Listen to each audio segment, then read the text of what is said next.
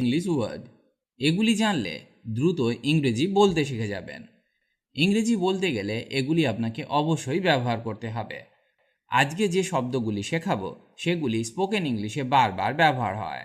যারা নতুন ইংরেজি শিখছেন তাদের এই শব্দগুলি অবশ্যই শেখা উচিত। ফলো, ফলো মানে অনুসরণ করা। আপনার এগুলি অনুসরণ করা উচিত। You should follow this, you should follow this.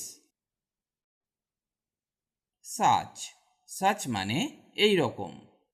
এমন জিনিস আমি কখনো দেখিনি, বা এই রকম জিনিস আমি কখনো দেখিনি। I have never seen such a thing. I have never seen such a thing. Why, why মানে কেন। তুমি কেন গেলে? Why did you go? Why did you go? Change, change মানে পরিবর্তন করা। তোমার মন পরিবর্তন করো। Change your mind, change your mind. Ask, ask মানে জিজ্ঞাসা করা। তাকে জিজ্ঞাসা করো। Ask him, ask him. Need, need মানে দরকার। আমার সেটা দরকার।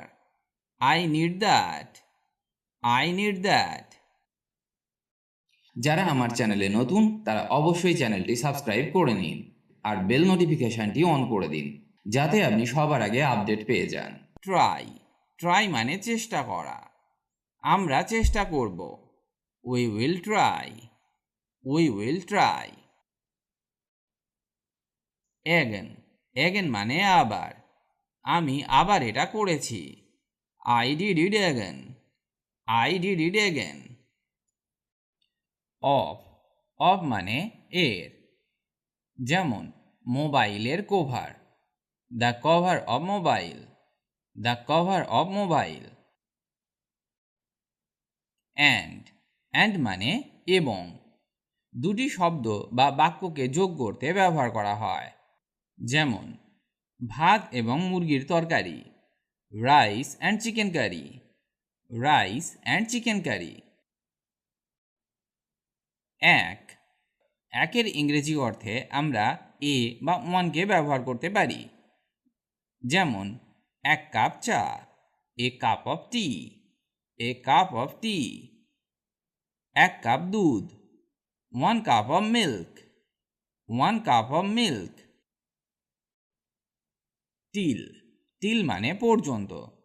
যখন আমরা কোনো কাজের সময় বেঁধে দিই, যেমন রবিবার পর্যন্ত কিংবা সন্ধে পর্যন্ত ইত্যাদি, তখন আমরা টিলকে ব্যবহার করে থাকি। ফর এক্সাম্পল, রবিবার পর্যন্ত, টিল সানডে, টিল সানডে। সন্ধে পর্যন্ত, till the evening, till the evening. আবার আপনি পর্যন্ত অর্থে আপ টুকেও ব্যবহার করতে পারেন। আপ টু, আপ টু মানে পর্যন্ত। যেমন আমরা কোনো শপিং মলে গেলে দেখি আপ টু 60%, এর মানে 60% পর্যন্ত ছাড়। ইন, ইন মানে মধ্যে। এটা বাক্সে আছে মানে বাক্সের মধ্যে আছে। It is in the box, it is in the box.